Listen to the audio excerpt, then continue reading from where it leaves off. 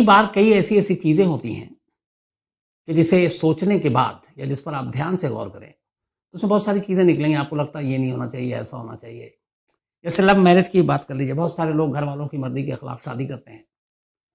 फिर जब इश्क का बुखार उतरने लगता है तो मालूम नहीं क्या-क्या होता है।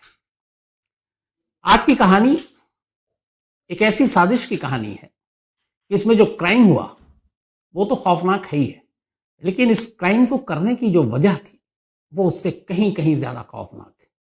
ये कहानी महाराष्ट्र में एक जगह है गढ़चिरौली, उसी गढ़चिरौली डिस्ट्रिक्ट की है और बिल्कुल ताज़ी कहानी, अभी 20 सितंबर की बात है। इस गढ़चिरौली में एक परिवार रहा करता था, बिल्कुल हँसता-खेलता परिवार। परिवार के मुखिया थे शंकर कुम्हारे। शंकर कुम्हारे, उनका बेटा, उनकी बहू, उनकी पत्नी, सभी लोग रहा करते थे। ज़िंदगी ठीक-ठाक चल रही थी, आम परिवार की तरह, सब कुछ खुशहाल। लेकिन फिर होता ये है कि सितंबर के दूसरे हफ्ते में अचानक शंकर कुम्हारे बीमार पड़ जाते हैं, बिल्कुल हट्टे-कट्टे ठीक-ठाक। उनके पूरे बदन में तेज़ दर्द, सर में दर्द, लगा कि नॉर्मल है, मौसम बदलता है। लेकिन अगले दिन उनकी वाइफ, उनको भी वही प्रॉब्लम शुरू, अचानक वही बीमारी शुरू। विजया कुम्हारे, शंकर की वाइफ का नाम था विजया। तो अब दोनों एक ठीक-ठाक तंदुरुस्त इंसान और अचानक ऐसी कि पूरे बदन में दर्द हो रहा है, सर में दर्द हो रहा है। लेकिन ये सारी चीज़ें हम लोग बहुत हमेशा मान के चलते हैं कि होती रहती हैं। लेकिन जब बर्दाश्त के बाहर ये दर्द गुजर गया हाथ से, तो फिर घरवालों को लगा नहीं यार ये सुकून नहीं मिल रहा है, इनको ले चलो। तो उसी इलाके के एक अस्पताल में ले गए। अस्पताल में डॉक्टरों ने देखा, उनको कुछ समझ में नहीं आया, उन्होंने दवा-ववा दी, कोई फ़र्क नहीं पड़ा।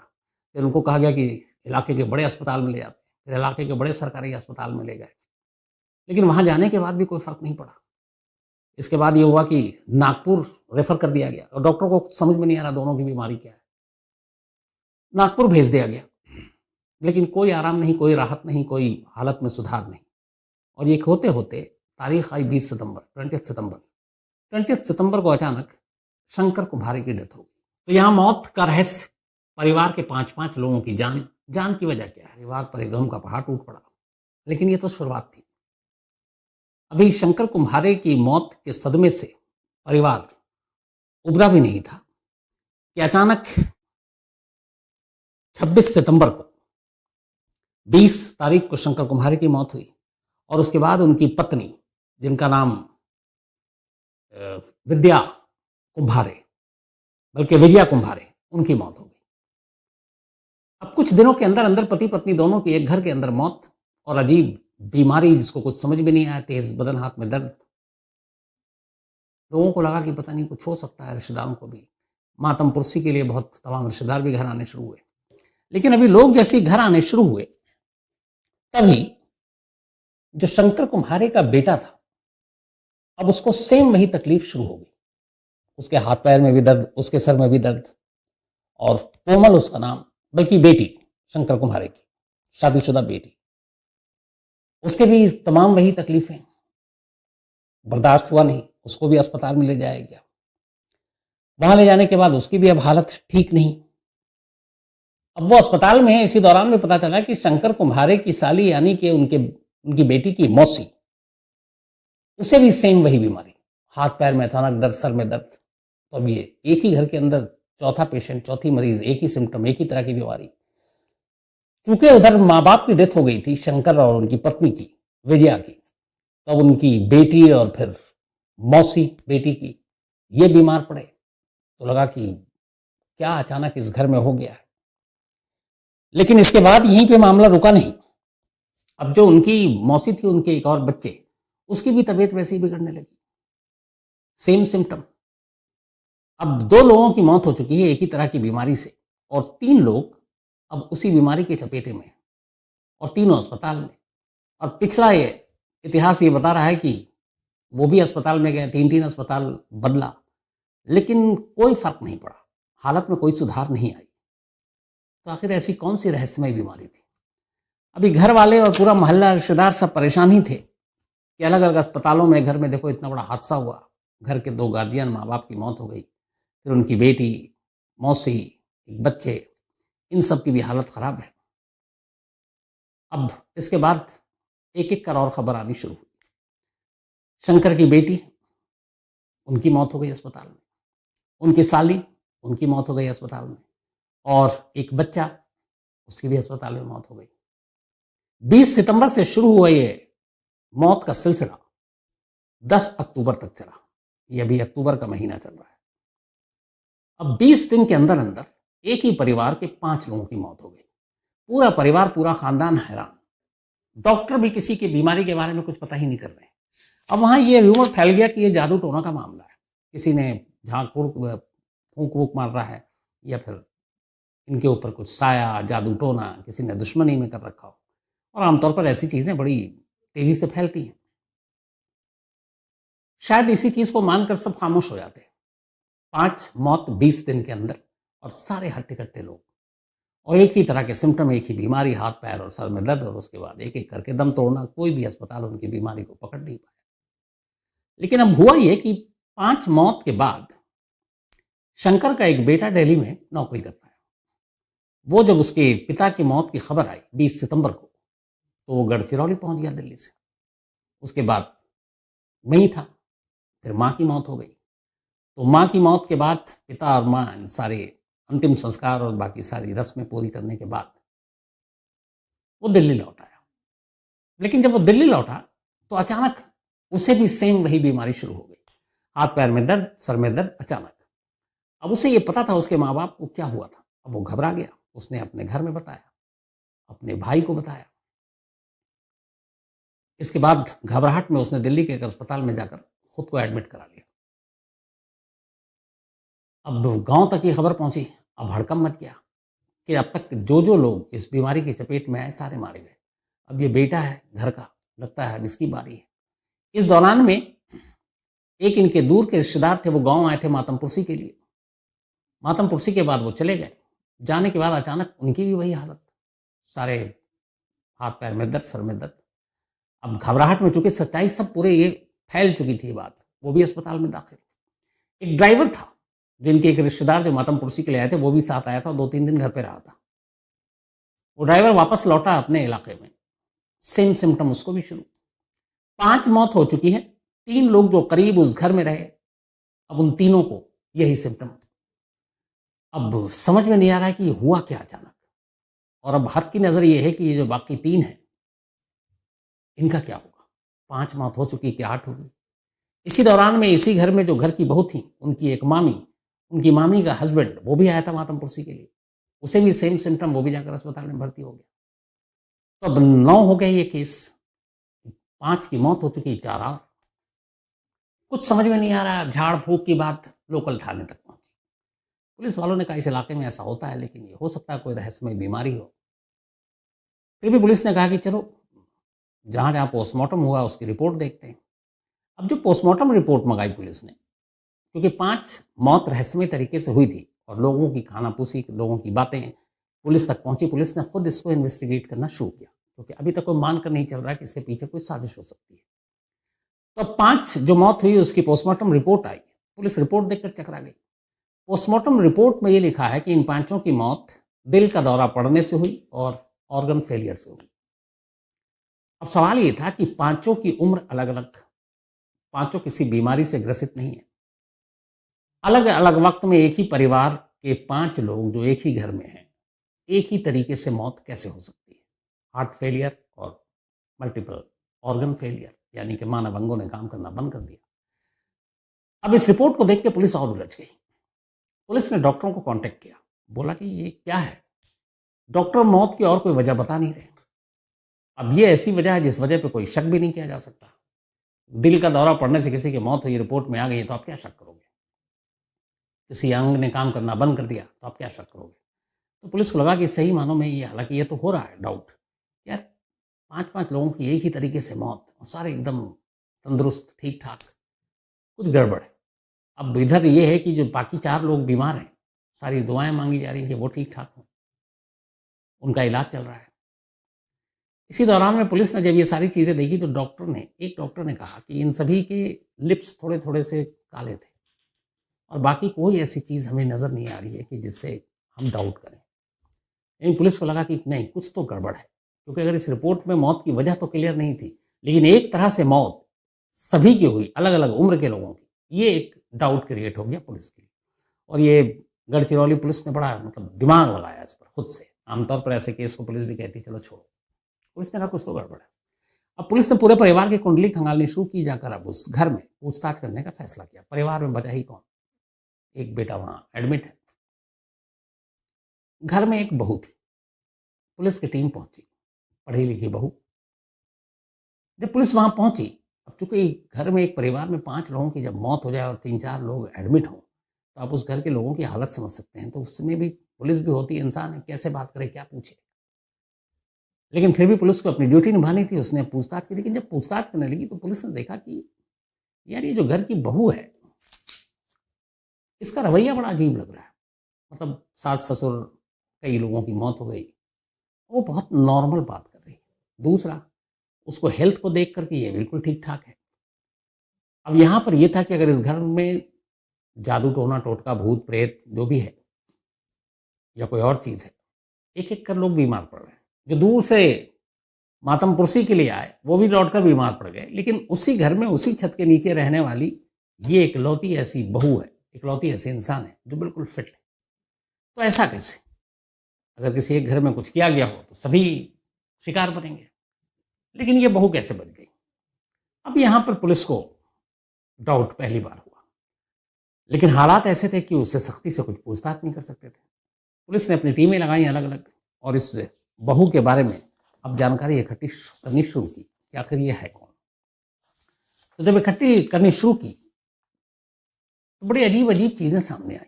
पहली, इस लड़की का नाम या इस घर की बहू का नाम संघमित्रा था। संघमित्रा एक कृषि विद्यालय, एग्रीकल्चर यूनिवर्सिटी या कॉलेज में पढ़ाई करती थी और उस कॉलेज की वो टॉपर थी। एग्रीकल्चर यूनिवर्सिटी या कृषि विश्वविद्यालय में तमाम चीज़ें पढ़ाई जाती, खेती बाड़ी, कैसे पेड़ पौधों को सुरक्षित रखें, तमाम कीटनाशक दवाएं, तमाम जहर। तो जब पुलिस के पास ये जानकारी आई कि ये जो बहू है ये एग्रीकल्चर यूनिवर्सिटी से पास आउट है और टॉपर है, तो पहली चीज़ जो दिमाग में आई कि फिर इसे तमाम पॉइजन्स के बारे में जानकारी होगी।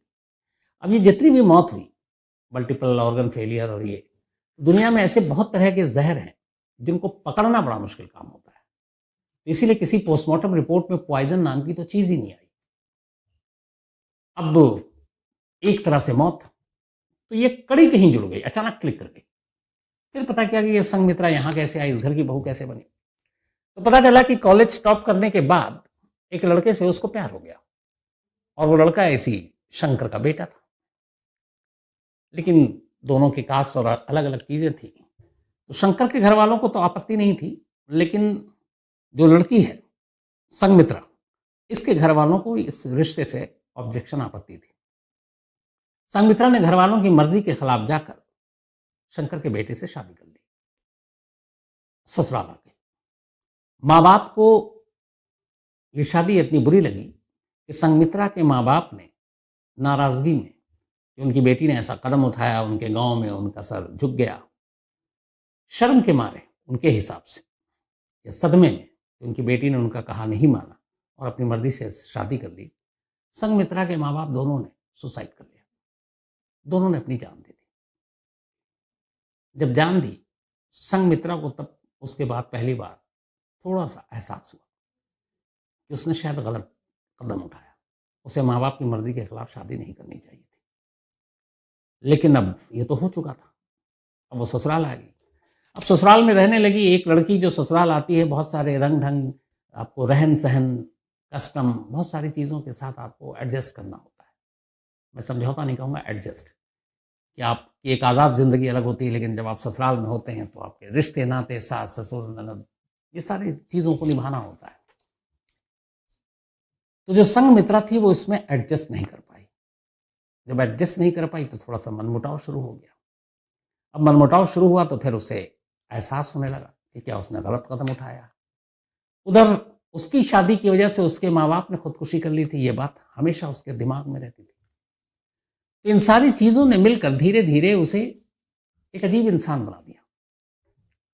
उसे लगा कि जिस वजह से मेरे माँ बाप ने अपनी जान दे दी और मैंने अपनी खुशी के लिए जहां आई हूं, मुझे वहां भी खुशी नहीं मिल रही।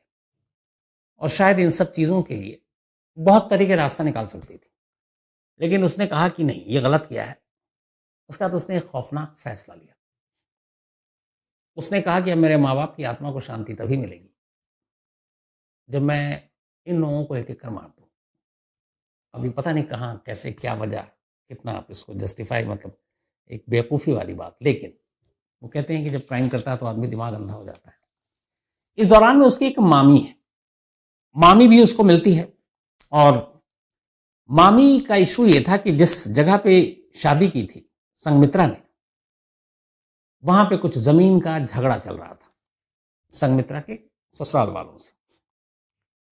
मामी चूंकि करीब थी संघमित्रा की, और मामी ही एक, अब उसकी खानदान में इकलौती थी, माँ बाप की खुदकुशी के बाद सभी ने संघमित्रा से अपने रिश्ते तोड़ लिए थे, तो अब मामी उसके करीब आ गई, उसकी इमोशन, उसकी हमदर्दी का फायदा उठाया, और फिर जमीन का मसला था तो संघमित्रा ने उसको अपनी सारी चीजें बताई। उसने कहा जिससे मैंने शादी की, मेरे माँ बाप ने खुदकुशी कर ली, यहाँ मुझे वो चीजें नहीं मिली, शादी के बाद जिंदगी बदल गई, मैं इन सब से आज़ाद होना चाहती हूँ, और ये आज़ादी तभी मिलेगी मैं जब सबको मार डालूँ।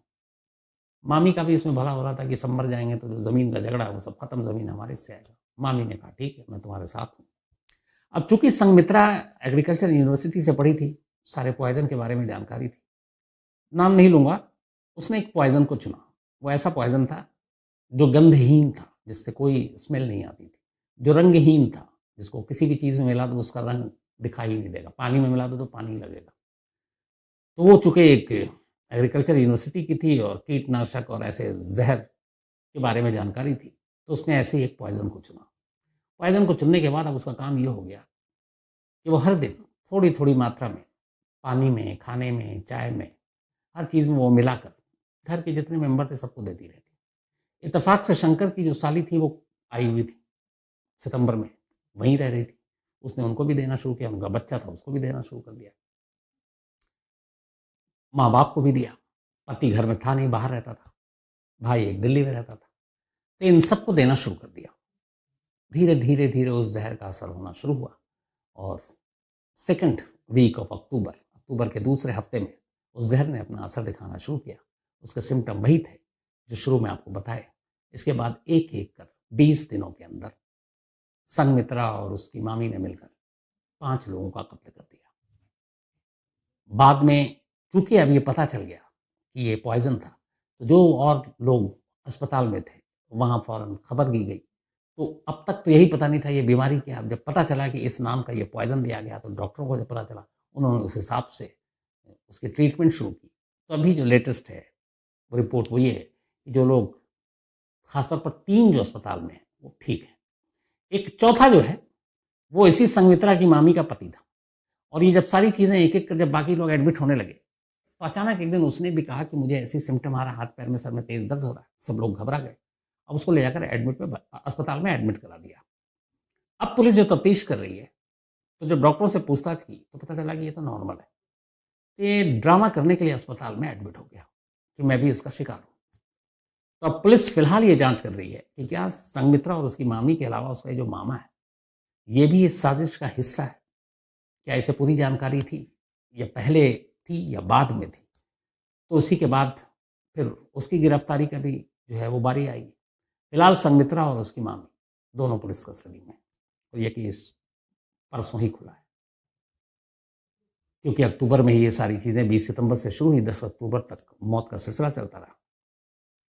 तो अब देखिए, एक टॉपर बहू एक घर की, जिसने पहले अपने माँ बाप को नाराज किया, नाराज करके शादी की, फिर जिस माँ बाप की मौत के बाद ससुराल में रहने लगी, उस इश्क और ससुराल से भी उसका मतलब मन भर गया। चाहती तो ससुराल वालों को छोड़कर आराम से तलाक लेकर कहीं जा सकती थी, एक नई जिंदगी बसाती, आज़ाद रहना चाहती थी, आज़ाद रहती। लेकिन जब दिमाग जुर्म के रास्ते पर चलता है तो फिर सिर्फ बुरा ही सोचा जाता है। तो एक शादी के फैसले ने एक पूरे परिवार को उजाड़ दिया। ये थी आज की कहानी। पुरानी कहावत है कि एक झूठ को छुपाने के लिए इंसान सैकड़ों झूठ बोलता है। उसी तरह से क्राइम की दुनिया में एक जुर्म को छुपाने के लिए कई बार कई जुर्म करने लगता है। आज की कहानी इंडियन नेवी के एक ऐसे ही मुलाजिम की कहानी है, एक मुर्दा भूत की कहानी, जो पूरे 20 साल तक न सिर्फ पुलिस को, कई लोगों को, बल्कि खुद इंडियन नेवी यानी कि भारतीय नौसेना तक को धोखा देता रहा। और आखिर में जब राज खुला तो पता चला कि एक जुर्म के लिए उसने कई जुर्म कर डाले। अब उसके जुर्मों का हिसाब किताब हो रहा है, पता नहीं कितनी सजाएं मिलेंगी। कहानी है बालेश कुमार नाम के एक शख्स की। इंडियन नेवी में नौकरी किया करता था। पूरी नौकरी इसने ठीक ठाक की। नौकरी करने के बाद 1996 में ये रिटायर हो गया। अब रिटायरमेंट के बाद पेंशन वेंशन भी मिलने लगा और अपनी बीवी बच्चों के साथ ही रहता। लेकिन करीब 6 साल बीते, 2000 की बात है। क्योंकि ये इंडियन नेवी में अपनी इसने पूरी जिंदगी गुजार दी थी, इसलिए इसको इंडियन नेवी के बारे में बहुत सारी चीजें पता थी। लेकिन हाँ, ये गद्दार नहीं था, देश के खिलाफ जासूसी नहीं करता था। तो इसी इंडियन नेवी में नौकरी करते हुए इसका कई बार दिल्ली में एक कोटा हाउस है, वहां जाना हुआ। कोटा हाउस एक तरह का मेस है, बड़े बड़े जहां अफसर आते हैं, खाना खाते हैं, गैदरिंग होती है, फंक्शन होते हैं। तो उस कोटा हाउस में बहुत सारी कीमती चीजें भी रखी होती हैं, बल्कि इवन जो खाना वाना सर्व होता है, बड़ी महंगी प्लेट्स, चम्मचें, सब कुछ। एक बार मुझे कोटा हाउस जाने का मौका भी मिला है। तो 2000 में ही अपने फादर और अपने भाई के साथ, चूंकि कोटा हाउस ये कई बार जा चुका था, नेवी में था और सिर्फ 4 साल पुरानी बात है कि रिटायर हुआ था। तो एक दिन इसे मालूम था कोटा हाउस की सारी जानकारी। एक रात चुपके से घुसा और इंडियन नेवी के इस जगह कोटा हाउस पर उसने चोरी की। बहुत सारे महंगे प्लेट्स, चम्मच और भी कीमती चीजें, बहुत सारे गिफ्ट्स। ये दोनों बाप बेटे और इसके भाई ने वहां पे हाथ साफ कर दिया, निकल पड़े। बाद में जांच हुई तो पुलिस तक मामला पहुंचा। तुगलक रोड थाने में ये केस गया और आखिरकार पुलिस चोरों तक पहुंच गई। अब बालेश कुमार, उसके फादर और उसके भाई को गिरफ्तार कर लिया। गिरफ्तार के बाद कोर्ट में पेश किया गया, वहां से जेल चले गए। लेकिन बाद में फिर दोनों बेल पर तीनों बाहर आ गए। चोरी की घटना थी, 2000 की बात है। तो 20 साल का एक मुर्दा भूत और उसकी इस मौत की पूरी साजिश, और 20 साल तक ये एक रहस्य बना रहा। लेकिन ऐसी रहस्यमयी कहानी सिर्फ यही नहीं है, बहुत सारी है। जैसे कुकू अब जमानत पर बाहर आने के बाद, इधर ये चूंकि रिटायर हो चुका था आर्मी से, तो इसका भाई का ट्रक का बिजनेस था, तो ये उसी के साथ जुड़ गया। फिर इसने अपना ट्रक भी खरीदा, ट्रक इंश्योर्ड था। अब अपने बच्चों बीवी के साथ रहने लगा। 2004 आ गया। 2000 में उसने ये चोरी की थी, अब 4 आ गया। अप्रैल का महीना था 2004। इसका एक दोस्त था जिसका नाम था राजेश। राजेश के साथ एक रात ये शराब पी रहा था और इसके साथ इसके और भी दोस्त थे। शराब के नशे में दोनों में झगड़ा हो गया। झगड़ा इस बात पे था कि राजेश को शक था कि बालेश कुमार का उसकी वाइफ के साथ रिश्ता है। इस झगड़े के दौरान बालेश कुमार ने अपने दोस्त राजेश कुमार को ऐसा मारा कि उसकी मौत हो गई, कत्ल हो गया। अब बाद में जो उसके दोस्त थे उसको तो पुलिस ने पकड़ लिया, लेकिन बालेश भाग गया। अब दिल्ली पुलिस इसे तलाश कर रही है, लेकिन कहीं हाथ नहीं आ रहा है। उधर उसको कोर्ट में पेश किया गया, दूसरे कातिल को। अदालत में मामला चलता रहा और मेन जो अक्यूज्ड है, इंडियन नेवी का रिटायर मुलाजिम, वो गायब, बालेश कुमार। अब पुलिस उसे ढूंढती रही, कभी हाथ ही नहीं आया। 20 लंबे साल गुजर गए।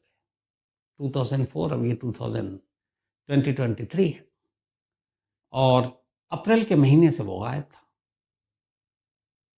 और अब 2023, लेकिन बालेश कभी पुलिस के हाथ नहीं लगा। अचानक अभी लास्ट मंथ सितंबर के महीने में दिल्ली पुलिस के एक मुखबिर को एक खबर मिलती है। कहते साहब, एक कातिल को आप 20 साल से ढूंढ रहे हो, मैं जानता हूं वो कहां है। अब पुलिस ने कहा कि कौन है, कहां है। अब ये 20 साल पुराना केस, किसी को पता भी नहीं। इधर इस मुखबिर से पहले की कहानी ये है कि 20 साल हो गए और 20 साल के दौरान में एक कहानी ये आई कि राजस्थान के उदयपुर के पास एक ट्रक में आग लग गई और उस ट्रक में 2 लोग सवार थे, दोनों मर गए। लाश ऐसी जली थी कि दूर दूर तक कोई शिनाख्त नहीं कर सकता था, लेकिन ट्रक बालिश का था। पुलिस ने बुलाया, राजस्थान पुलिस ने बालिश के रिश्तेदारों को। बालिश के फादर पहुंचे, वहां मुर्दा घर में लाश दिखाई गई। उन्होंने, जो पहचान में भी नहीं आ सकती थी लाश, उनमें से एक लाश को देखा और कहा कि ये मेरे बेटे बालिश की लाश। पुलिस ने कहा ठीक है, इसके बाद पर्चे वर्चे बने। अब बालिश का डेथ सर्टिफिकेट आ गया। डेथ सर्टिफिकेट लाने के बाद उन्होंने यहाँ पे पहले तो जमा किया, फिर भेजा इंडियन नेवी को कि एक हादसे में आग लगने से बालिश की मौत हो गई। तो इंडियन नेवी का कुछ इंश्योरेंस का भी मामला था, पेंशन भी था। इंडियन नेवी ने करीब 20 लाख रुपए इंश्योरेंस के पैसे बालिश की बीवी को दे दिए। उसके बाद उसका पेंशन चालू हो गया, क्योंकि ऑलरेडी वो जो पेंशन के जो भी पैसे थे, एक मुश्त, क्योंकि वो मर चुका था, वो भी मिल गए। उधर जिस ट्रक में आग लगी वो ट्रक भी इंश्योर्ड था। तो अब बालिश के घर वालों ने, उसकी बीवी ने इंश्योरेंस कंपनी को कांटेक्ट किया, डेथ सर्टिफिकेट दिया, वो ट्रक के भी पैसे पूरे के पूरे आ गए। तो मतलब कई लाख रुपए, करीब 30-35 लाख रुपए का सारे पैसे आ गए। और अब बालिश की वाइफ एक विधवा के तौर पर जिंदगी गुजार रही, उसके बच्चे धीरे धीरे बड़े हो रहे हैं। वो जो 2004 में राजेश का कत्ल हुआ था, पुलिस अब उस फाइल को भी भूल गई, क्योंकि उस दौरान में फिर घर वालों ने कहा कि जब आया कि भैया कहाँ हैं, कोर्ट में पेश करना है, उसको गिरफ्तार करना है, तो उन्होंने कहा वो तो मर चुका है, ये रहा डेथ सर्टिफिकेट। तो पुलिस ने भी फिर अपनी क्लोजर रिपोर्ट दाखिल कर दी। तब पूरी दुनिया के लिए बालिश मर चुका है। 20 साल गुजर गए। हालांकि इस दौरान पुलिस ने उसके घर के इर्द गिर्द कई बार गाहे बगाहे जाकर तफ्तीश की कि शायद जिंदा हो, कोई साजिश हो, लेकिन कोई क्लू, कोई सबूत नहीं मिला। 20 साल गुजर गए बालिश को मरे हुए। सितंबर के फर्स्ट वीक में एक मुखबिर दिल्ली पुलिस को खबर देता है कि साहब बालिश मरा नहीं है, बल्कि वो आउटर दिल्ली में ही अपनी बीवी और बच्चों के साथ रह रहा है, और एक नए नाम के साथ। पुलिस ने कहा ऐसा कैसे हो सकता है यार, उसके तो डेथ सर्टिफिकेट है, आग लग चुकी थी ट्रक में। लेकिन मुखबिर की खबर भी सही थी। अब पुलिस ने जाल बिछाया, अपने लोगों को लगाया सादी वर्दी में, पहले कंफर्म करें कि ये वही 20 साल पुराना बालिश कुमार है कि नहीं है। पुलिस की टीम घर के इर्द गिर्द घूमने लगी। उसके बाद करीब से इधर उधर से तस्वीरें भी खींची, सब कुछ। फिर पता किया गया तो पता चला नहीं, इसका नाम तो अमन सिंह है। फिर सरकारी अलग अलग जो सुविधाएं दी जाती हैं, या आधार कार्ड या कुछ और, उसके नाम पर पुलिस वाले सरकारी अफसर बनकर घर तक गए। उन्होंने कहा भैया हमें ये है, यहाँ से आए इस विभाग से, तो घर वालों के पहचान पत्र, शिनाख्ती कार्ड या ID कार्ड चाहिए, तो सबने दिए। तब आधार कार्ड शख्स लेकर आया, अमन सिंह, और वो पुलिस को आधार दिया। उन्होंने देखा आधार भी है, उसका पैन कार्ड भी है, ड्राइविंग लाइसेंस भी है, सब अमन सिंह के नाम पर। पुलिस को लगा नहीं यार कुछ गड़बड़ है, ये वो शख्स नहीं हो सकता है। लेकिन फिर भी पुलिस को मुखबिर पर अपने भरोसा था, क्योंकि मुखबिर ने जब भी खबर दी थी तो सही खबर दी थी। तो अब अमन सिंह के नाम के सारे कार्ड्स, और मुखबिर कह रहा है कि ये अमन सिंह नहीं बालिश कुमार है, कुछ तो वजह होगी। अब पुलिस ने और तफ्तीश की तो फिर पता चला कि अमन को, जो अमन सिंह के साथ रह रही है महिला, यार ये तो सच में बालिश कुमार की बीवी थी। अब ये हुआ कहीं उसने दूसरी शादी तो नहीं कर ली। तो पुलिस के मुखबिरों ने उसके पूरे खानदान की कुंडली निकाली, पता चला नहीं, बच्चे भी यहीं साथ रह रहे हैं। अब पुलिस को यकीन हो गया। तब पुलिस ने एक रोज चुपचाप से क्राइम ब्रांच की टीम ने अमन सिंह को उठाया और तसल्ली से अब उसकी पूछताछ हुई। जब पूछताछ हुई तो सारी कहानी सामने आ गई। 20 साल पुराना एक मुर्दा भूत जिंदा सामने खड़ा था पुलिस के। अब जो उसने कहानी बताई वो बड़ी हैरान करने वाली कहानी थी। उसने बताया कि 2004 में उसके दोस्त राजेश का उसके हाथों कत्ल हो गया। कत्ल के बाद उसके एक साथी को तो पुलिस ने पकड़ लिया, लेकिन वो मौके से भाग निकला। अब वो भागता रहा, कभी इधर कभी उधर, पुलिस पीछे पड़ी थी। कहने लगा भाग भाग कर मैं परेशान हो गया। करीब अप्रैल में ये हुआ था, और उसी अप्रैल में भागते भागते वो परेशान। मई का महीना आ गया, उसे लगा कब तक भागेगा, भागने में खर्चा भी बहुत होता है। तो जब भी वो भागता कहीं इधर उधर रहता तो टीवी देखता रहता था, पिक्चर देखता, तो उसने इस दौरान में इत्तेफाक से कुछ ऐसी पिक्चर देख ली जिसमें हीरो या विलन दुनिया के लिए अपने आप को मुर्दा साबित कर देता है और होता जिंदा है। ऐसी बहुत सारी कहानियां हैं फिल्मों में। उसे ये आइडिया पसंद आया। उसने कहा कि अगर अपने आप को मैं मुर्दा डिक्लेयर कर दूं तो फिर सारी चीजें बंद, सारी सरकारी सुविधाएं भी मिलेगी, पेंशन भी मिलेगा, इंश्योरेंस के पैसे भी मिलेंगे और सबसे बड़ी बात यह कि जेल जाने से भी बच जाएंगे। लेकिन अब मुर्दा साबित कैसे करें? तो उसके ट्रक चला करते थे और ट्रक राजस्थान, मध्य प्रदेश, यूपी हर जगह घूमता था। एक रोज शराब पीने के बाद उसके दिमाग में आइडिया आया कि क्यों ना फिल्मों को असली जिंदगी में उतार लें। बहुत सारे उसके ट्रक पे लोग मजदूर काम भी किया करते थे। तो इसके बाद उसने फैसला किया कि वो अपने ट्रक का इस्तेमाल करेगा, ट्रक में आग लगाएगा और 2 लोग मरेंगे इससे ट्रक का मुआवजा भी मिल जाएगा इंश्योरेंस कंपनी से और 2 लोगों के मरने से किसी को शक भी नहीं होगा कि अकेला सिर्फ यही था। लेकिन अब 2 लोग मरें कौन? क्योंकि साजिश तो इसके दिमाग में चल रही थी। बहुत सारे मजदूर काम किया करते थे। इसने फिर 2 बिहार से आए हुए मजदूरों को चुना। ट्रांसपोर्ट नगर दिल्ली में गया और उसने उससे कहा कि तुम्हारे लिए काम है, करोगे? उन्होंने कहा कि एक ट्रक के साथ माल लेकर उदयपुर जाना है। दोनों बेचारे राजी हो गए, नौकरी करनी थी।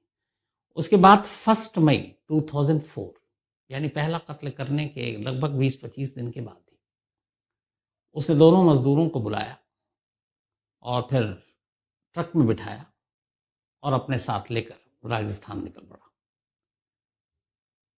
उदयपुर से करीब पहले एक जगह बिल्कुल सन्नाटा था, रात का वक्त, दूर दूर तक कोई इंसान नहीं। उसे लगा ये बेस्ट जगह है। अच्छा, वहां तक पहुंचने से पहले, चूंकि वो कई बार इस इलाके में जा चुका था, उसने दोनों मजदूरों को शराब पिलानी शुरू कर दी।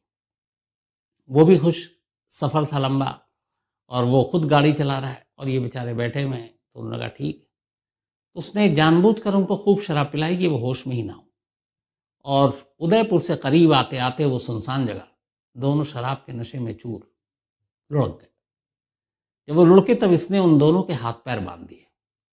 ट्रक के अंदर इसने बहुत सारे गत्ता रखा हुआ था जो आग तेजी से पकड़ती है। फिर एक सुनसान जगह चुनकर उसने ट्रक को किनारे लगाया और निकाला वही पेट्रोल, ट्रक में चारों तरफ छिड़का और ट्रक को बंद कर दिया, क्योंकि जो केबिन होता है ड्राइवर का, वो वाला एरिया, ताकि वो अपने आप को बाहर ना निकाल सकें। इसके बाद आग लगाई और आग लगाने के बाद कुछ देर तक वहां रुका रहा और फिर खिसक गया। ट्रक धू कर जल उठा। बाद में कुछ राहगीरों ने देखी, पुलिस को खबर की, पुलिस आई। अब एक सुनसान जगह पर फायर ब्रिगेड की गाड़ी और पुलिस को पहुंचने में भी वक्त लगा। तब तक सब कुछ जलकर खाक हो चुका था। पुलिस आती है तो ट्रक में कुछ नहीं बचा, लेकिन हाँ, तलाशी लेने पर 2 इंसानी लाशें दिखाई दी जो 100% जली हुई थी। उनको अस्पताल ले जाया गया। वहां की पुलिस ने उदयपुर की सारे रोजनामचे भरे, सारी रिपोर्ट लिखी। फिर पता चला कि ये ट्रक के नंबर और इसके थ्रू कि ट्रक किसके नाम पर है, तो दिल्ली में था। पता चला बालेश कुमार के नाम पर है। राजस्थान पुलिस ने कांटेक्ट किया, यहाँ से फैमिली गई तो उन्होंने कहा हमारा वो बालेश कुमार ही ट्रक लेकर गया था। हॉस्पिटल में उन्होंने कहा ये डेड बॉडी है 2, उसमें से एक डेड बॉडी को बालेश कुमार के पिता ने पहचान लिया कि ये मेरे बेटे की लाश है, जबकि लाश जली हुई थी। लाश उनके सुपुर्द कर दिया गया। डेथ सर्टिफिकेट मिल चुका था। उन्होंने अंतिम संस्कार कर दिया। वापस आए। वापस आने के बाद सबसे पहले उन्होंने डेथ सर्टिफिकेट पुलिस को दिया, दिल्ली पुलिस को, कि भाई जो कत्ल के सिलसिले में आप ढूंढ रहे हो उसकी तो एक्सीडेंट में मौत हो गई।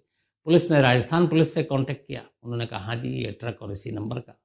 पुलिस कंफर्म हो गई, उन्होंने केस क्लोज कर दिया। अब वो डेथ सर्टिफिकेट के बाद उन्होंने ये सारी चीज़ें इंडियन नेवी को भेजी। वहाँ से इंश्योरेंस और पेंशन वो सारी चीज़ें हो गई। ट्रक वालों को भेजा, ट्रक के इंश्योरेंस के पैसे आ गए, सब बीवी के नाम पर। और ये अपना अब गुम हो गया, इधर उधर छुपता रहा। फोन नहीं, आना नहीं। कभी कभार इसके बीवी बच्चे, जब वो भी बहुत कई साल गुजर गए, पहले से ही थी, क्योंकि नेवी पे वो काम कर चुका था, उसे मालूम था, तो बिल्कुल उसने एक तरह से दूरी बना के रखी। वक्त बीतता रहा, कई साल बाद कभी कभी कहीं और मिलता, कहीं भेस बदल कर आता। अब जब 20 साल हो गए तब उसे लगा यार 20 साल में तो अब मैं बूढ़ा भी हो चुका हूँ। बूढ़ा तो पहले क्योंकि रिटायर हो चुका था, अब बहुत हुलिया बदल चुकी, सब कुछ चेंज हो चुका। तो उसने कहा कि अब तो कोई पहचानेगा भी नहीं, बाल सफ़ेद हो चुके हैं, दाढ़ी भी बढ़ी हुई है। तो बोला अब पुलिस भी भूल चुकी है, पूरा थाना ही कितनी बार बदल चुका, सारे अफसर बदल चुके हैं, बल्कि जो उस वक्त एसएचओ हुआ होता होगा, अब डीसीपी और पता नहीं क्या-क्या हो गए होंगे। फाइलें भी कहीं धूल चाट रही होंगी। तो अचानक उसे लगा कि अब चलो घर वापस चलते हैं, अब ये केस दफन हो चुका है। और वो सिर्फ 2 महीने पहले जुलाई के महीने में दिल्ली आता है और एक अलग मोहल्ले में ले जाकर एक घर लेता है और उसी घर में फिर अपनी बीवी और बच्चों को बुलाता है और वहीं रहने लगता है। इत्तेफाक से एक मुखबिर उसको पहचान लेता है और वो मुखबिर पुलिस को खबर करता है और इस तरीके से ये केस खुल जाता है। अब इसमें उसके फादर ने क्यों उसकी लाश शिनाख्त की, ये सवाल था, लेकिन इसका जवाब कौन दे? इसका मतलब है वो कॉन्स्पिरेसी या साजिश में शामिल थे। लेकिन इत्तेफाक की बात है कि 2021 में उसके बाप की मौत हो गई थी। तो अब बाप इसमें शामिल नहीं हो सकता या उसको आरोपी भी नहीं बना सकते। लेकिन हाँ, बीवी हर चीज लेती रही, पेंशन से लेकर इंश्योरेंस के पैसे, और बीवी को मालूम था कि उसका पति जिंदा है। तो इसका मतलब है कि बीवी इस साजिश में शामिल थी। इसीलिए पुलिस ने न सिर्फ बालेश कुमार बल्कि अमन सिंह को गिरफ्तार किया, बल्कि इस साजिश में उसका साथ देने के लिए और उसके जिंदा होते हुए पुलिस से असलियत छुपाने के लिए उसके खिलाफ भी मुकदमा दर्ज किया गया और उसे भी गिरफ्तार किया गया। तो 20 साल बाद एक केस खुला। एक कत्ल को छुपाने के लिए एक शख्स ने 2 और कत्ल किए, मतलब कुल 3 कत्ल। और बदनसीबी से जो 2 लोग उसका शिकार बने, जो बेचारे रोजी रोटी की तलाश में दिल्ली आए थे बिहार से, वो उसकी इस साजिश का शिकार हो गए, जिन्हें पता तक नहीं था कि असलियत है क्या। दिल्ली का एक लड़का, उम्र करीब 30 साल, जब वो 25-26 साल का हुआ, अच्छा खासा परिवार का, मतलब महंगे पत्थरों का बिजनेस उसकी फैमिली का, जिम जिसको कहते हैं, वेस्ट दिल्ली में रहा करता, नाम गुरप्रीत। एक रिलेटिव उसका स्विट्जरलैंड में रहा करता था। उस रिलेटिव से मिलने के बहाने वो स्विट्जरलैंड गया, वहाँ घूमा फिरा, कई दोस्त बने। ऐसे ही कुछ कॉमन फ्रेंड के जरिए उसकी मुलाकात स्विट्जरलैंड की एक लड़की से होती है, जो ज्यूरिख की रहने वाली थी। उस लड़की का नाम था नीना बर्गर। उम्र उसकी भी करीब उस वक्त 26-27 साल। तो वहाँ ये स्विट्जरलैंड खूब घूमता है तमाम दोस्तों के साथ, कई बार कॉमन फ्रेंड हैं तो वो लड़की भी इनके ग्रुप में शामिल होती है, घूमते हैं। फिर वो वापस चला आता है इंडिया। वापस आने के बाद उसका मन नहीं लगता, कहीं ना कहीं वो शायद वो उस लड़की को अपना दिल दे बैठा था। दिल्ली आता है, कुछ वक्त तक रहता है, फिर किसी बहाने से घर वालों को कहकर, घर में माँ बाप और एक बहन थी, फिर से स्विट्जरलैंड चला जाता है। क्योंकि पैसे थे, बिजनेस फैमिली से था, तो पैसे की कोई दिक्कत नहीं थी। तो वापस स्विट्जरलैंड जाता है, फिर मिलना तो था, रिश्तेदार तो बहाना थे, उसी लड़की से फिर मुलाकात करता है, अच्छा वक्त बिताता है, लौट आता है, फिर तीसरी बार जाता है। तीसरी बार जाने के बाद अब वो बहुत ज़्यादा करीब हो चुका था उस लड़की से, लेकिन अभी तक उसने उस लड़की से इजहार मोहब्बत नहीं किया था। उसे मालूम नहीं था कि वो क्या सोचती है। आप अगर देखें तो यूरोप में या बाकी देशों में कल्चर बहुत ही फ्रैंक होकर मिलते हैं। अपने यहाँ कई बार ऐसा होता है कि अगर कोई बहुत करीब से आपको हाल चाल पूछ ले या हाथ पकड़ ले, बहुत बार गलतफहमी पैदा हो जाती है। तो शायद गुरप्रीत भी उसी गलतफहमी का शिकार हो चुका था। लेकिन जब वो तीसरी बार गया तब उसने ठान लिया कि उस लड़की से वो दिल की बात कह देगा। तो मिलता है, बातचीत होती है, और अचानक उससे पहले वो देखता है कि एक लड़के के साथ वो बड़ी ज़्यादा ही कुछ फ्रैंक है, घुली मिली है। वो स्विट्जरलैंड का ही था। उसे बड़ा बुरा लगता है। फिर धीरे धीरे उसके बारे में पता करना शुरू करता है। तो टटोलता है उसे कि अगर कोई और तुमसे शादी करे या प्यार करे जैसे मैं करूं, तो उसे साफ साफ बता देती है कि देखो मैं रिलेशनशिप में हूँ और वो मेरा बॉयफ्रेंड है, इसलिए मैं किसी और के बारे में सोच नहीं सकती। अब ये पहली बार लड़की के मुंह से, यानी नीना बर्गर के मुंह से गुरप्रीत ने सुना, दिल टूटा, वापस इंडिया लौट आया। लेकिन लौटने के बाद उस लड़की को भूलने की बजाय उसने कुछ और सोचा, उसने कुछ और तय किया। अब उसने नीना को फ़ोन करना शुरू किया और कहा कि देखो मैं तो इतनी बार स्विट्ज़रलैंड आया, तुमने कभी इंडिया नहीं देखा, बहुत खूबसूरत है। यहाँ दिल्ली है, मुंबई है, गोवा है, राजस्थान के रेगिस्तान है और सबसे खूबसूरत ताजमहल है। अब नीना भी को शौक था अलग-अलग देशों में घूमने का, उसे लगता था कि इंडिया भी एक बहुत अच्छी जगह है, घूमना चाहिए। अब ऊपर से एक दोस्त जो दिल्ली का रहने वाला, वो उसे दावत दे रहा है कि तुम इंडिया आओ, मैं तुम्हें घुमाऊंगा हर जगह। नीना तैयार हो गई, उसने कहा ठीक है, मैं वैकेशन में आती हूँ। अब इत्तेफाक से अक्टूबर के महीने में, ये जो भी चल रहा है, नीना की छुट्टी थी। नीना ने गुरप्रीत को फ़ोन किया, उसने कहा कि तुमने कहा था मुझे इंडिया घुमाओगे, तो मैं इंडिया आ रही हूँ। गुरप्रीत ने कहा बिल्कुल आओ। 11 अक्टूबर, 11 अक्टूबर को अब नीना बर्गर ज्यूरिक से न्यू दिल्ली पहुंचती है। पहले से उसने गुरप्रीत को इन्फॉर्म कर रखा था। गुरप्रीत एयरपोर्ट जाता है, उसको रिसीव करता है। रिसीव करने के बाद वो उसको वेस्ट दिल्ली में एक होटल है टैगोर गार्डन में, वुड कैसल ग्रैंड, वहाँ उसने उसके नाम पर एक कमरा बुक कर रखा था। वहाँ ले जाकर वो नीना को ठहरा देता है 11 अक्टूबर। इसके बाद अगले एक हफ्ते तक वो नीना को इधर उधर घुमाता है, दिल्ली के बाहर भी ले जाता है। उसके पास एक सेकंड हैंड सेंट्रो कार ले रखी थी, हालांकि नई कार भी उसकी अलग थी, लेकिन सेंट्रो कार थी। तो अपनी कार में लगातार नीना को दिल्ली घुमा रहा, और नीना बहुत खुश। डेली घुमाता, सुबह जाता होटल, नीना को पिक करता, फिर शाम को या रात को उसको ड्रॉप करता, कमरे में भी जाता, गप्पे मारता, साथ खाना भी खाता और वापस आ जाता। जिस जगह उसने इस होटल में नीना को ठहराया था, वहां से थोड़ी ही दूरी पर जनकपुरी इलाके में खुद गुरप्रीत का घर था। वो अपने माँ बाप और बहन के साथ रहा करता था। 7 दिन बीत गए नीना को दिल्ली आए हुए। नीना इधर उधर घूम रही है, और उसे अभी रुकना था क्योंकि बहुत जगह जाना था। इसी दौरान एक रोज, इसी 7 दिनों में, गुरप्रीत होटल में रात को जब ड्रॉप किया, तो दोनों अपना डिनर कर रहे हैं, मस्ती कर रहे हैं, बातचीत कर रहे हैं। तभी गुरप्रीत ने नीना से कहा कि तुमको मैं, नीना उससे बात करती थी कि इंडिया के बारे में, तो वो बताता था, जादू टोना का भी जिक्र आया। तो उसने कहा चलो मैं तुमको एक जादू दिखाता हूँ, एक ट्रिक, पर वो खेल है, खेलना पड़ेगा। नीना बेफिक्र, उसे कुछ नहीं मालूम, उसे लगा एक अच्छा दोस्त है। उसने कहा मैं तैयार हूँ, और वो बड़ी मतलब उत्साह में थी कि मैं मैजिक या जादू देखूंगी इंडियन। अपने साथ एक बैग लेकर आया था गुरप्रीत। उसने बैग खोला, और उसमें कई बार बैग वो लेकर चलता था, उसमें उसके अपने ज़रूरी सामान होते थे। उसने बैग खोला, उसके अंदर लोहे की जंजीर थी। पहले तो नीना उसे देखकर थोड़ी सकपकाई, लेकिन फिर वो मुस्कुराया और उसने कहा कि चलो आज मैं तुम्हें एक जादू दिखाता हूँ, लेकिन उसकी कुछ शर्तें हैं। एक, कि मैं तुम्हारे हाथ पैर दोनों बांध दूंगा, और उसका जादू दिखाऊंगा। अब उसने, नीना भी तैयार हो गई, उसने हाथ पैर बांध दिए, और उसके बाद उससे कुछ जादू दिखाने लगा। कुछ ट्रिक उसने कहीं से सीखा था। उसने कहा पहले आंखें बंद करो। उसने आंखें बंद की, फिर आंखें खोली, जैसे जंजीर खुल गई, और भी कुछ हुआ। तो नीना बहुत खुश हो गई इस जादू को देखकर। उसने उसके बाद वापस जंजीर समेटा, अपने बैग में रखा, और फिर गुड बाय कहकर उस निकल गया कि अब अगले रोज कहीं और जाना है, घूमना है, घुमाएंगे। नीना को भी ये जादू बड़ा पसंद आया जो गुरप्रीत ने दिखाया। अब अगले दिन तय वक्त पर फिर गुरप्रीत होटल पहुंचा, नीना को लिया, और दिल्ली इधर उधर घुमाने लगा। दिल्ली घुमाते घुमाते शाम हो गई। अब रात का अंधेरा होने वाला था।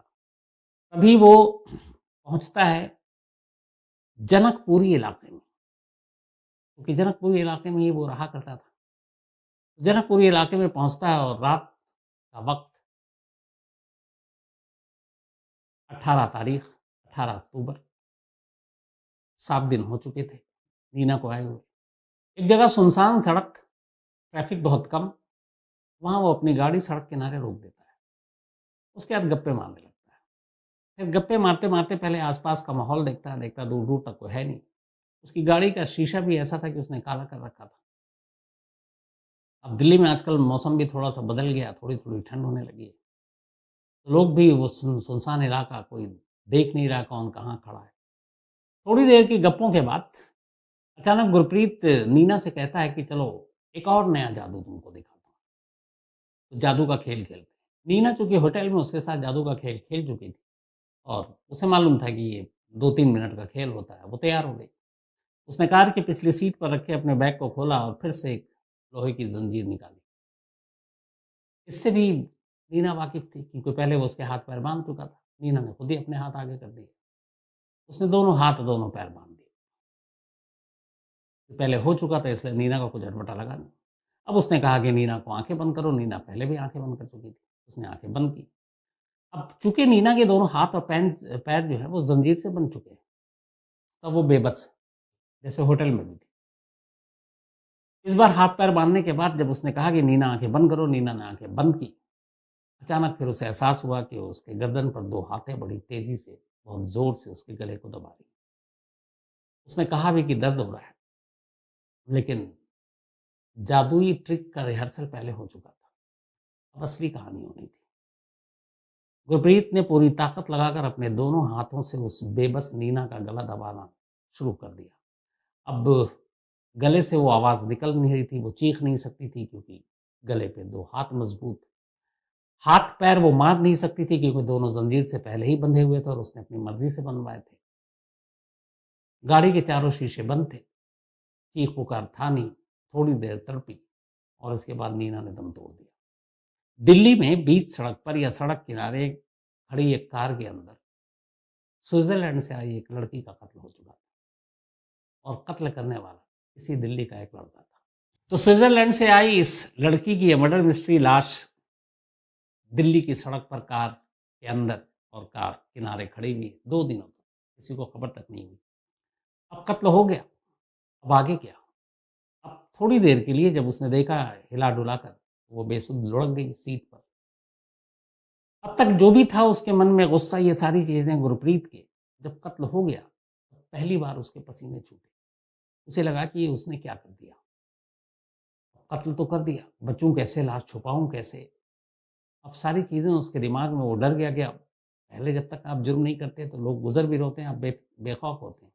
लेकिन जब आपने कत्ल कर दिया है, कार के अंदर लाश है, तो अगर आसपास से कोई गुजर रहा हो और अगर आपकी तरफ देख ले एक बार, तो आपकी हवा खराब हो जाती है, कहीं ये पकड़ न ले, लाश देख न ले।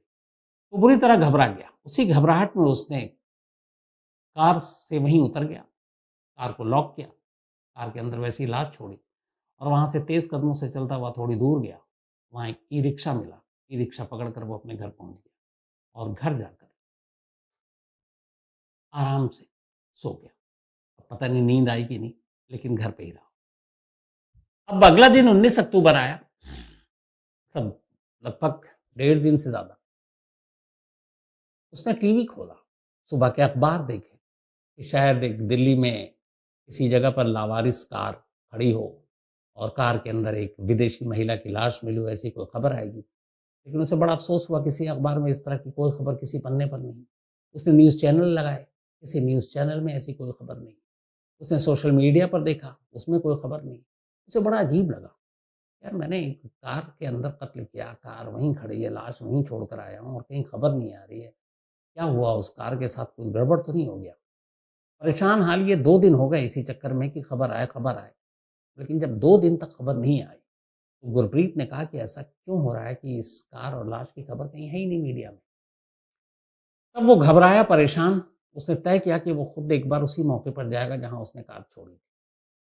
इसके बाद वो सुबह सुबह करीब 5 साढ़े 5 बजे घर से निकलता है और उसी जगह पहुंचता है जहां पर उसने कार के अंदर कत्ल किया था।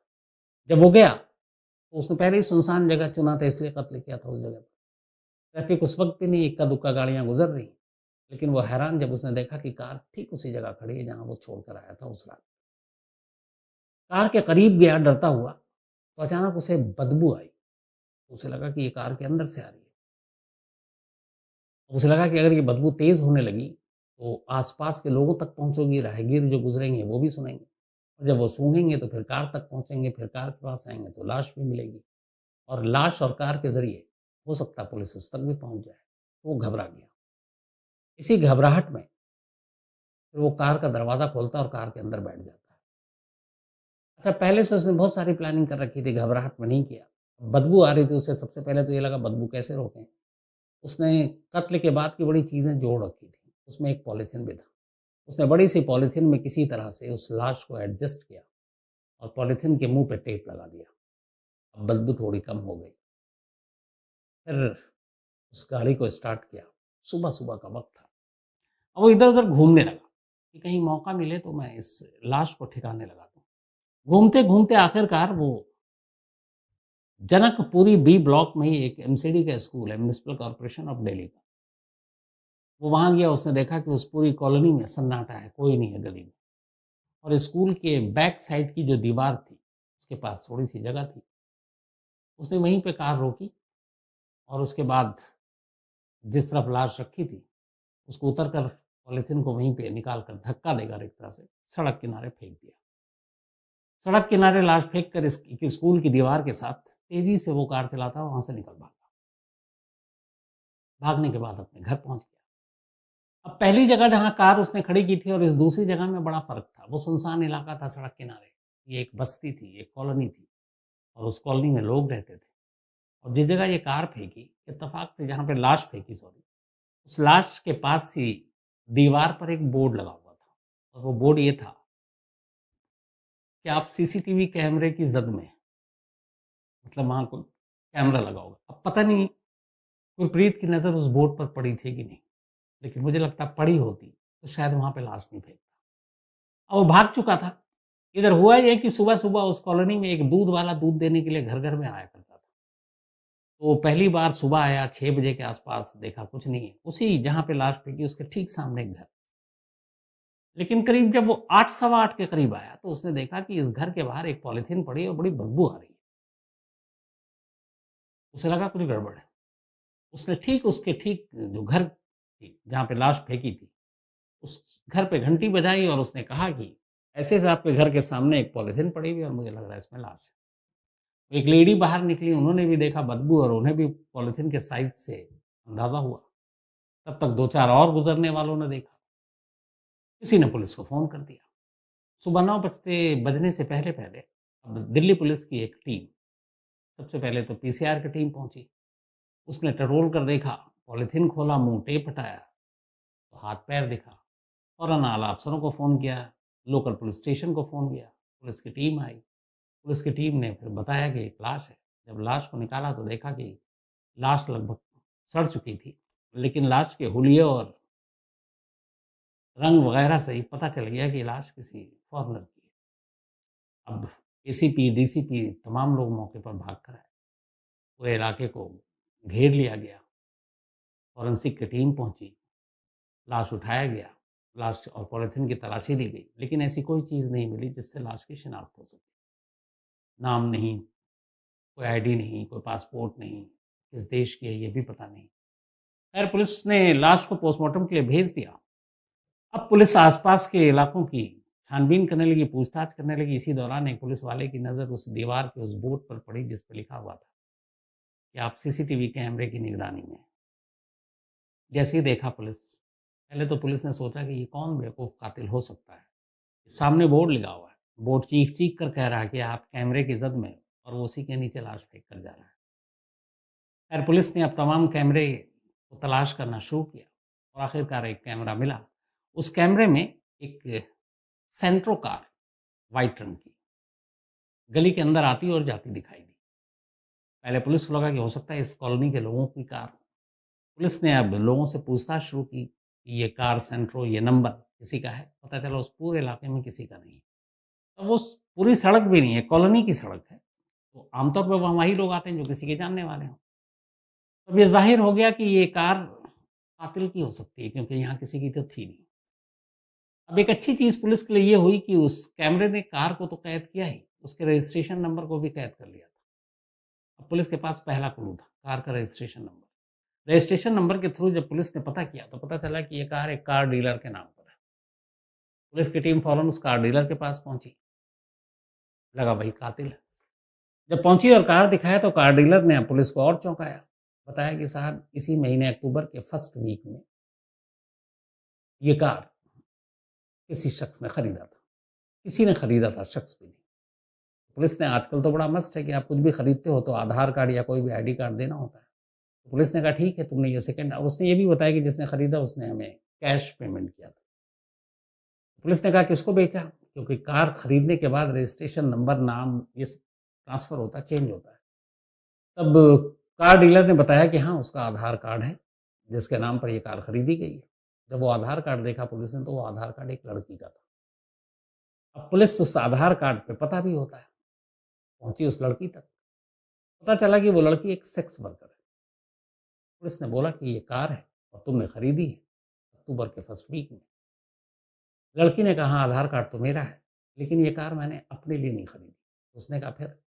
उसने कहा कि मेरा एक कस्टमर है जिसने मेरा आधार कार्ड अपनी कार खरीदने के लिए यूज़ किया था, और मैं अभी 15-16 दिन पहले उसने मुझे बुलाया भी था मसाज करने के लिए, और उसी दौरान उसने मुझसे कहा था कि मुझे एक कार चाहिए और मतलब कार्ड चाहिए, मेरा इनकम टैक्स लग जाता है, उस चक्कर में तेरे आधार कार्ड से मैं कार खरीदना चाहता हूँ सेकंड हैंड।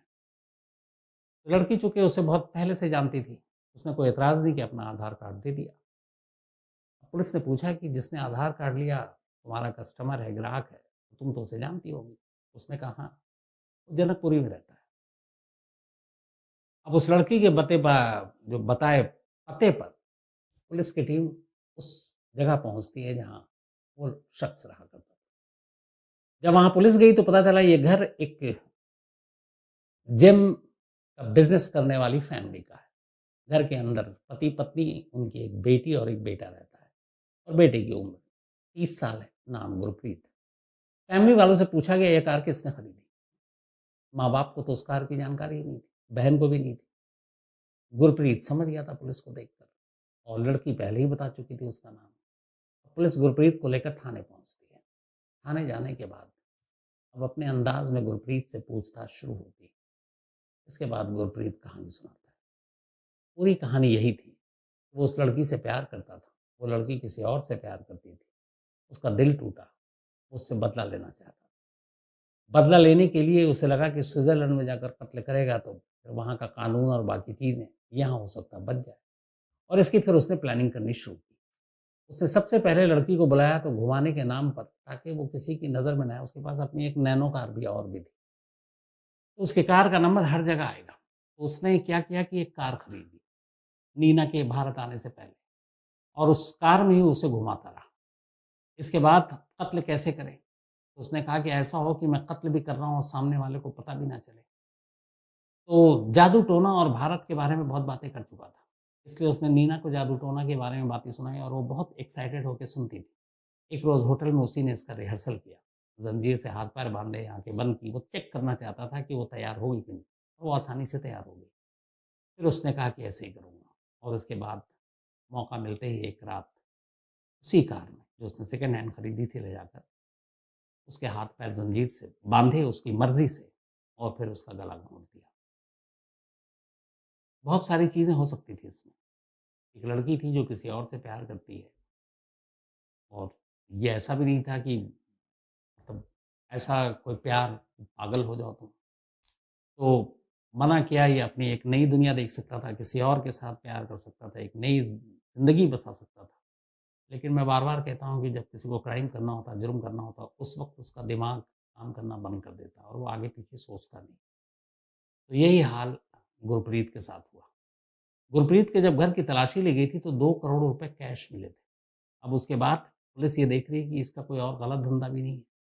गुरप्रीत के मोबाइल से बहुत सारे और फ़ॉरेन की जो लड़कियाँ हैं उनके फ़ोटोग्राफ्स भी मिले। तो ये भी एक एंगल है कि ये सचमुच सिर्फ़ लव वाला मामला है या इसके पीछे कुछ और है। तो अब इनकम टैक्स भी इस मामले की जाँच में जुट गई है, और बाकी पहलुओं से भी पुलिस इसकी जाँच कर रही है कि इसमें सिर्फ़ यही थ्योरी है या कुछ और थ्योरी है। क्योंकि ये मामला अभी का है। फ्राइडे की सुबह ये केस खुला है। इस वक़्त गुरप्रीत जो है वो पुलिस की कस्टडी में है, और वो लगातार अपने बयान बदल रहा है। हो सकता है कि असली कहानी 1 आध 2 दिन में आ जाए। तो जब भी वो असली कहानी इसमें और कुछ होगी, तो मैं आप तक ज़रूर पहुँचाऊँगा। फिलहाल इस कहानी में इतना ही।